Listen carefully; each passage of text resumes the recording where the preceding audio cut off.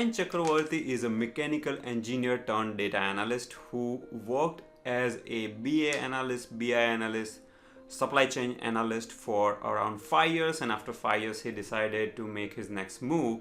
And when he started applying for jobs, he was able to crack four job offers in TD Bank, FedEx, Bluecross Blueshield, and Optum. If you're living in US, these are the big companies, and getting job offers from all these four companies at the same time is indeed an achievement. So we'll learn from science experience. We'll learn about how to become successful in our data analyst interviews. So there will be a lot of interview related tips that we are going to discuss, and we'll also learn about his journey from mechanical engineer to data analyst. We'll discuss that transition journey as well. So let's get started.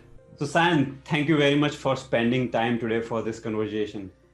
No, thank you. Thank you for inviting me. Let's first talk about how you transition from mechanical engineer to data analyst role. And then we'll discuss about the four interviews that you cracked, and we'll discuss some of the tips so that it can help people being in terms of being successful at the interviews. Okay, so let's first talk about mechanical engineer to data science transition really quickly. Yeah, so basically, I started when I came to US. I did my master's in industrial engineering. So for people who don't know industrial engineering, it actually kind of aligns with the data science. So industrial engineer has like statistics, mathematics, business analytics, coding. So if you look at the picture of the data science, it's pretty much the same. It has statistics, business intelligence, business analytics, and coding. So since I did my master's in industrial engineering, so I had a fairly good idea of how to, in the data science department. And then my first internship was as a supply chain analyst, and that had a lot of the tools and the principles of a data scientist actually. So trying to forecast using statistics, trying to understand the business aspect and converting that into the technical aspect. So in this way, from my internship itself, I actually transitioned from a mechanical engineer, since I did my courses in statistics, analytics, and coding.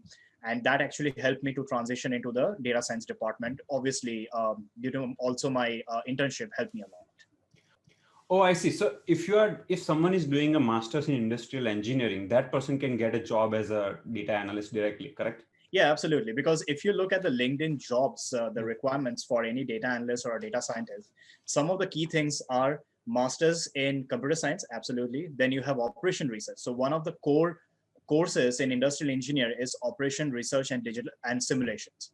So absolutely, a person who gets exposed to industrial engineer definitely has a good chance of getting into data science or data analyst role. Perfect. And you have worked in different roles, right? From business analyst to BI analyst, data analyst, supply chain analyst. So there are so many different roles that often confuses people. So can you tell me the difference between all these roles? Yeah, absolutely. So if I start with supply chain analyst, that's what I was in my internship program. So supply chain analyst is actually understanding the supply chain of the supply from the it's basically on the inventory standpoint. So if you're working in a company which is an inventory related company, or even manufacturing companies, you have the goods that are produced from one area and how should it reach to the final destination, which is a consumer. So understanding the entire chain of the supply, that's what I was responsible for, to understand the how does a goods get procured and how much of our resources we should have in the inventory system, so as we never run out of stock. From there, so that is basically the umbrella of the supply chain. From there, I transitioned to a business analyst. Now, business analyst is very simple. It's basically just understanding what the business or the end users needs, and then transitioning that business term into a technical term so that the technical team or the software team can understand how should I pull it from the system. So that is basically a business analyst. Is it similar to BDM? Because in India, there are many service-based companies where they have business manager or business development manager. This sounds similar to that, correct? Yes. So the business development manager prepares like the cases and the use cases of how what are the things that I need to transition it into the technical requirements. Tell the data team or the data engineer team to pull the data from the different tables. So yes, it is somewhat related to that. I mean, my responsibility was that to understand the business requirements, as well as also to understand the tables or in the databases where I can myself pull it in case the data engineer is not available, or basically sometimes data engineer they work too much on the technical side. I myself can just go ahead, pull the data, summarize it, and present it. So that is basically the function of a business analyst. Okay. Now, the third is basically the business intelligence. Now, since I actually was interested in going also in the technical aspect of pulling the data from the different databases, what a business intelligence analyst does is he understands the business part, he understands the technical part, and then brings the technical aspect, converts it again into a business aspect in the form of reports, dashboards, or mostly reports, dashboards, graphs, telling the management team that, hey, you need to focus on this one, or hey, there might be a problem in the future. So you should focus on that part. So that is basically a business intelligence analyst. Now, the last one is a data analyst. Now, data analyst is more on the technical side. He also understands the data engineering part, preparing the pipelines, or at least understanding the pipelines, pulling the data from the different data sources, and then doing an ETL using the different tools, and then preparing the summary, or at least helping the designer or the business intelligence team in preparing the dashboards, maintaining the dashboards. Those are some of the things that data analyst does. And absolutely, data analyst does a lot of this forecasting, user statistics. So those are all the things that a data analyst does. So if I had to quickly summarize from left, I start with, let's say, business analyst. So business analyst, BI analyst, and data analyst. As you go from left to right, the involvement into technical knowledge basically gets higher and higher, right? Business Yes, analyst is a very less technical, BI analyst is a little bit technical, and data analyst is highly technical. absolutely, absolutely. Great. So I'm glad that you got an opportunity to work in these three different roles, and you kind of have a very diverse background. And after you started your job, you worked as BA analyst, like different roles for, I guess, around 5 years. And then recently you started preparing for jobs, and you got these four offers from TD Bank, FedEx, Bluecross Blueshield, Optum. Like, these are all the big known names in US. At least if you are living in US, you might have heard about these companies because these are like known companies. And cracking interviews in these four companies is an achievement. So congratulations for that. Let's try to learn from your experience. So now you started applying, and by the way, I want to clarify to the viewers that Sayan already had experience. He already had 4 to 5 years of experience, and then he wanted to move, and he wanted to like join a new company. That's when he got this four offers. So let's discuss about your journey. So tell us, how did you prepare? So we'll cover different sections. So we'll first start with resume tips and LinkedIn networking. So when you decided that I want to make my next move, how did you prepare resume? How did you apply? And how did you work on your networking? Okay. So basically, definitely for applying for jobs or when making a transition, you have said, the networking is one of the key important things to understand how the market is right now, which areas you should be focusing on. So if I start with a resume, first of all, I don't know whether many people has it. I mean, you can definitely go online and check the resume tips for data analysts, or if you're specifically focusing on certain roles such as data analyst, business intelligence analyst, you can check the resumes, the keywords that are used. But one of the thing that I used a lot is basically in Microsoft Word, you have a resume assistant. So all you have to do is, it has made the work of designing the resume so easy. Is all you have to do is just type your role, the specific role that you're interested in, and the specific industry that you're interested in. It gives you some of the good resumes that it has stored in its system, and from there you can actually pick up some of the keywords and actually mold it into your resume. So, for example, if you are working like I was working as a data analyst in insurance companies, you use some of the terms such as claims adjustments, insurance, etc. And if you want to apply for the insurance companies, so that was one of the areas that I actually focused on. And yeah, definitely apart from that, I think so. All people, even I think so, Dhaval would say that all the experts usually say that try to quantify the resume instead of writing huge sentences like I did that and I was part of those teams. Say that when you did something, what was the impact in terms of time, in terms of amount, or in terms of the savings, and in terms of the revenue generated. So that's the crucial part of the resume.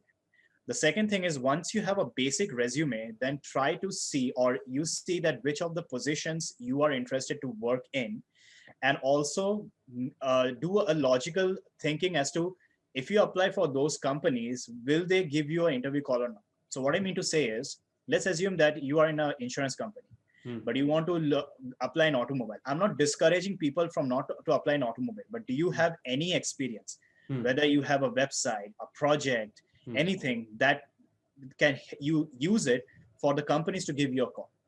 So in my case, since I had experience in insurance, and I thoroughly enjoyed working in the insurance and the healthcare sector, because I was working in the hospital sector. So I had experience in the healthcare domain completely. So I was applying more for the healthcare companies. So that's why like Optum, Bluecross Blueshields are two of the biggest healthcare companies, insurance companies.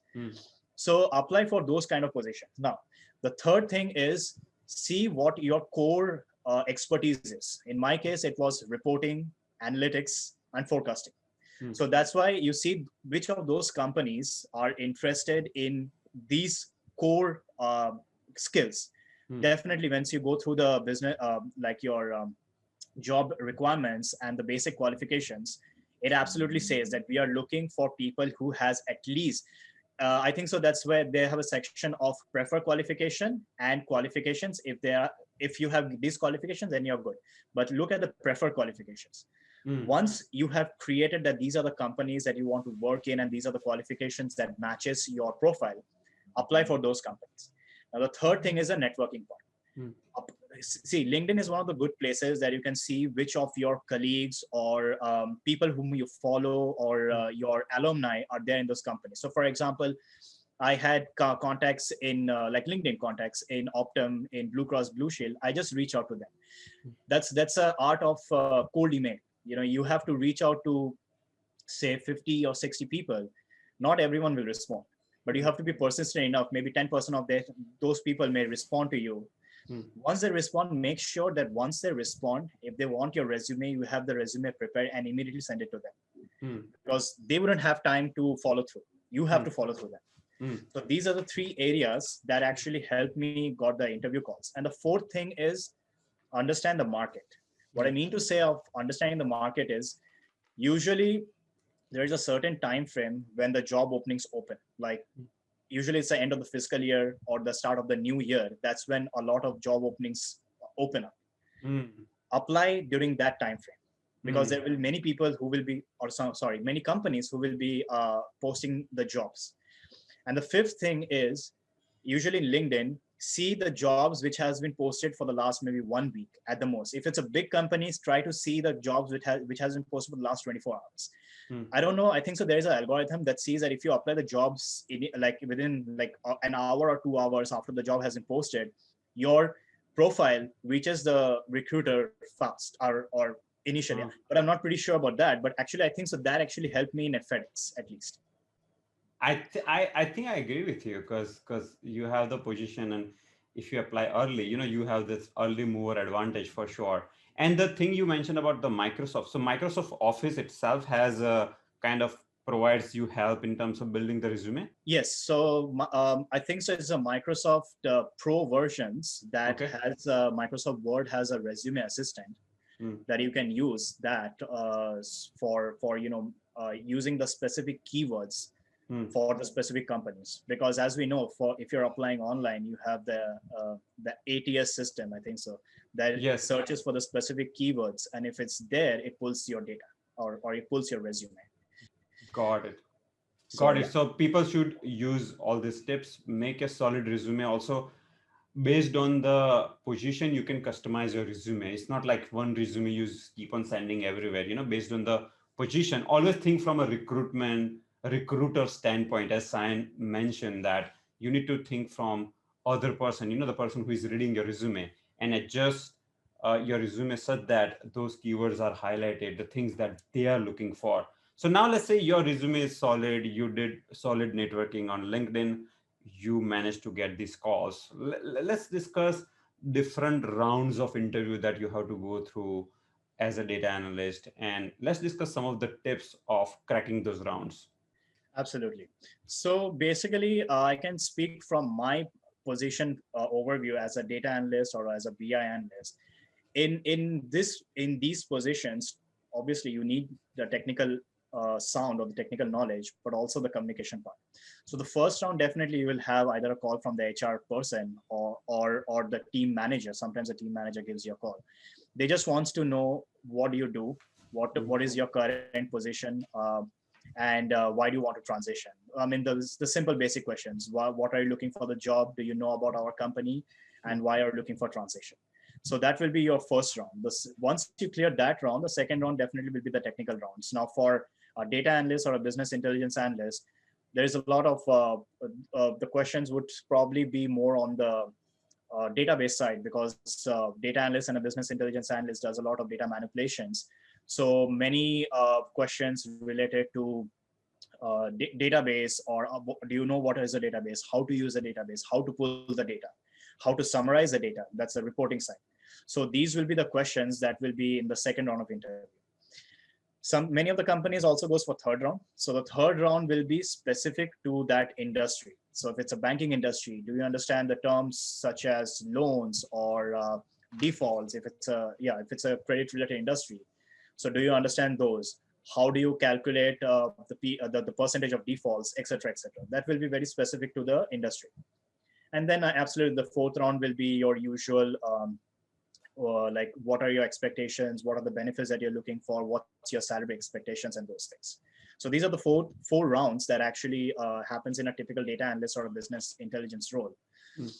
So one of the things that at least I can say for these kind of roles, since it's also related to the communication aspect, be sure to emphasize on how effectively can you communicate to the non-technical people. Business users, the management team, they need to understand the business in a layman term, not in a technical term. So focus on that of how you can convey those messages to the management team or the non-technical person. I see. And yeah, there are tools. I think there are websites such as Interview Kickstarter, Interview IO, things like that. They even provide help in terms of mock interviews. So you pay some fees, they will be conducting your mock interviews. So I think people can get help of these websites. So by the way, I'm not promoting them. I don't get paid for this promotion, etc. But I feel that uh, these services, the services that they offer, uh, people who will be doing your mock interview are the people who are working in industry, so they will have a good understanding on the interview processes. And once you go through the mock interview experience, you'll be much better prepared for the actual interview. Do you have any thoughts around that? Yeah, absolutely. I mean, definitely it's always useful to get expert tips from the experts actually. um, there are many apart from that, definitely I did use some of the websites, not exactly the interview the website that you mentioned, but other things is, if you're lucky enough, you can actually discuss or have an interview session with your friends, so that your friends will not be able to give you the guidance, the technical part, but at least how you present yourself, your friends will be able to help you out.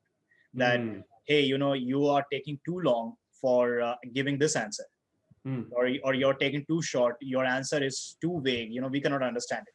So Mhm. that actually helped me a lot, because I remember I was practicing with some of my friends online like this, and I got the tips of how should I improve my presentation. Mm. So that actually helps a lot. That's a very good point, actually, because if you have, let's say, seniors, let's say you are a fresher looking for a job, and if you have seniors who are already working in the industry, maybe you can ask them for a favor. Hey, can you conduct like half an hour mock interview for me? And if it could be technical, if they're ready, or if it's not technical, they can even check the soft skills, like how just mention your projects, how well you're mentioning the projects, how well you are explaining technical architecture and so on. So that's an amazing tip. So everyone who is watching, please practice on those tips. It will be definitely useful. Now, in your case, Sayan, like when you crack this for like job offers, making a decision would be very hard, right? Like, how do you choose a right company to work for when you have multiple offers? Yeah, so for different individuals, I'm pretty sure for different individuals, it's the different requirements. Some of them have a requirement on the salary part. Some of them have a requirement, look on the benefits part. Some of them sees a longer picture as to 10 years down the line, will I be happy with this company? Or 10 years down the line, will I be happy with this position? So this is purely on the individual aspect, but what actually helped me or the way I make a decision is definitely I try to see the longer or the broader picture. Like if I want to work in this company, what is the market of this company in the future? What is the market of my job in the future, my position in the future? So looking at these things helped me a lot in actually kind of deciding whether which of the companies or which company I would actually like to work in. And then apart from that, the internal functionality, the team members, the teams that you're working in, how much of a mobility is there in the teams. These are some of the things that helped me a lot. And for at least for me, based on the experience, since I have like 5 years of experience, I gained this understanding as to how do I want to, where do I want to work in, how do I want to work in, what are the kind of teams I want to work in, what are the kind of positions that I want to work in. Hmm. So it's not just about money all the time. We need to think long term, I guess, right? Absolutely. Yep. Now, you were a mechanical engineer. You are a successful data analyst. You know, cracking like four job interviews and having an awesome career. If there is a mechanical engineer who is who is willing to make a transition in data science, can you discuss some of the ways? Like one way is the route that you took, which is you did masters in industrial engineering. You took some courses which were heavy in statistics and mathematics, and just by doing that you can get a job as a supply chain analyst. And then once you have supply chain analyst, you can go business analyst, BI analyst, data analyst. You can make those transitions. So that is one way. The other way is, I guess, pursuing masters. I'm seeing many people who have, let's say, mechanical engineering degree or pretty much any non-technical degree. They would do masters in data science itself, and once you do that, making the transition becomes easier. Are there any other ways you can think about? Yes, absolutely. So nowadays you have certifications from well-known institutions, like some of the big colleges, like let's assume like Stanford or Georgia Tech. They usually offer like a certification course. It might be a 6 months online certification course. That helps. That actually, I would say that actually prepares your basic fundamentals Mm, because it trains your mind mm, to look at the data science and like how does a like what are the expectations from a scientist mm, person. mm, So certifications would be one of the way that if you're not going to the master's route, because master's is a very expensive route. It's like 2 years of master's, 30,000 or $40,000 of payment, and many people cannot afford, and that's fine, absolutely. The other thing is definitely Dhaval, you have always promoted that, is to do projects, like mm, do a lot of projects and promote your projects. mm, So if you're new in the field of data science, you don't have any ideas, there's a lot of YouTube videos. Code Basics is one of the channel that definitely I use a lot to understand some of the core fundamentals. Go through those concepts. There are, and one thing about Code Basics that I like is it presents the technical things or any of the concepts with a lot of examples, because when you have examples applying practical knowledge, or well basically applying the theory knowledge in the practical sense, that actually kind of seals it in your mind. So go through the videos, understand the videos, and then create your profile. So what I mean to say a profile is the projects, and then promote those projects to in LinkedIn or in any other professional website that you can think about, and keep on following the people. See, one of the thing is, I completely agree that when you are moving into the field of data science, you need to have the core fundamentals, the core technical knowledge. But data science, data analytics, business intelligence, there's a lot of communications that you have to do. So you have to be really good in reaching out to people, communicating to people. Many recruiters or many companies, they see that if the person has basic knowledge of the tools, let's say Python, Tableau, SQL, whatever that is, if you have a basic knowledge and you have the willingness to learn, to mm, explore, to find out new ideas, they will hire you. It's mm, not that if someone has good technical knowledge, those are the only people that will be hired in companies. No, that's not exactly the case. I mean, I find it out. I'm not too much of a technical person, but I have the basic knowledge, and then I try to reach out to people, try to understand the problems. It's basically a problem solver. Data scientist is nothing but a problem solver person. Mm-hmm. So if you're in mechanical engineer, if you are in, let's say, civil engineer, anything, do this, go for certifications, try to understand the basic codes, or I would say the basic courses that you have either in through Code Basics or any other website that you can think about. There are many free online courses. Understand that, create your own profile, and then just reach out to people. That's it. I have this sales insight project series which I did in Tableau and Power BI both. I think Sayan, he was Yes. probably mentioning to those series. So we're going to provide a link of those series in the video description below.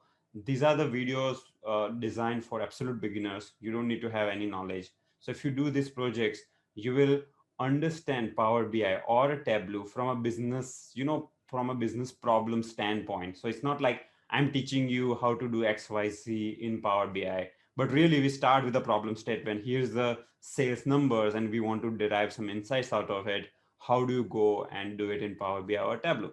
So if you follow those project series, I think you will gain sufficient knowledge. And the thing I want to add on certificates is that people do certificate. See, nowadays, especially after pandemic, there are many edutech companies that have emerged.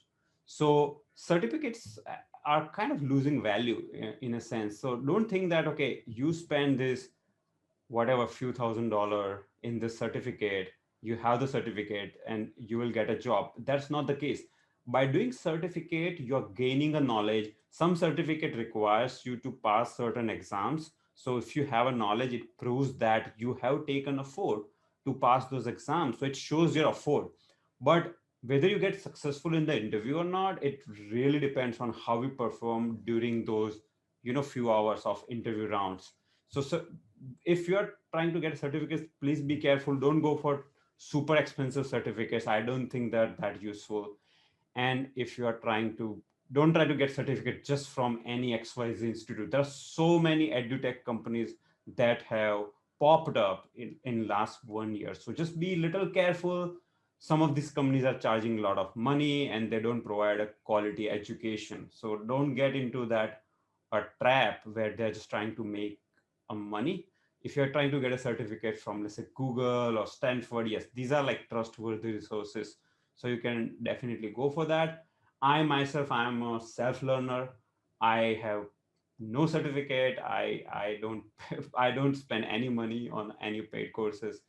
So if you're a self learner, very motivated, you have a lot of YouTube channels, you have a lot of internet articles, towards data science. So many blogs you can go through and you can learn those things yourself. All right, Sayan. So these were all the questions I had. If you do, you have any closing remarks? Well, basically, I was just circling around of how can someone transition from the mechanical engineer to data science, and like Dhaval was mentioning, yeah, certificates. Be careful in how do you want to select. I know that people might say that, okay, fine, if I'm a self learner, I'll learn it. But what if I get stuck? So online right now, there are certain communities like Slack channels. I would say there's a lot of Slack channels. Even right now, I use Slack channels a lot when I'm stuck in some of the areas like say Python or Tableau. So try to search for those kind of Slack channels like Python Slack channels, Tableau Slack channels. Those people can actually help you in that way. It will be a practice even for you and even for the person who is actually teaching. So yes, I know working in a community or working in a group helps to solve the problems. And right now with this all these online things, you cannot find it. But basically, there are certain channels, there are certain groups, online groups that you can join that's free of cost. That will help you a lot for you to become a data scientist or a data analyst position. I have a Discord server. Discord is similar to Slack. So the link Yes. of Discord server is in a video description below. There are 9,000 people. So many people are finding that Discord server useful. And there is a channel called Partner and Group Finder. So if you want to get a partner for a group study, you can find a partner from that channel. So check it out. There are others as well, as Sayan mentioned, on Slack and Discord. be part of those communities, and you'll be amazed. There are so many helpful people, like the people want to help each other, and you can just grow within a community rather than just studying alone. Yes, absolutely. All right, great, Fan. So it was a great conversation. Is it okay if I put your LinkedIn description in the video description below, your LinkedIn Yeah, profile? absolutely. Feel free to reach out to me. All right. So anyone, yeah, we have. If you have any question, you can reach out to Sayan. Also, if you have any other question, please post in a comment below. Thank you. Thank you.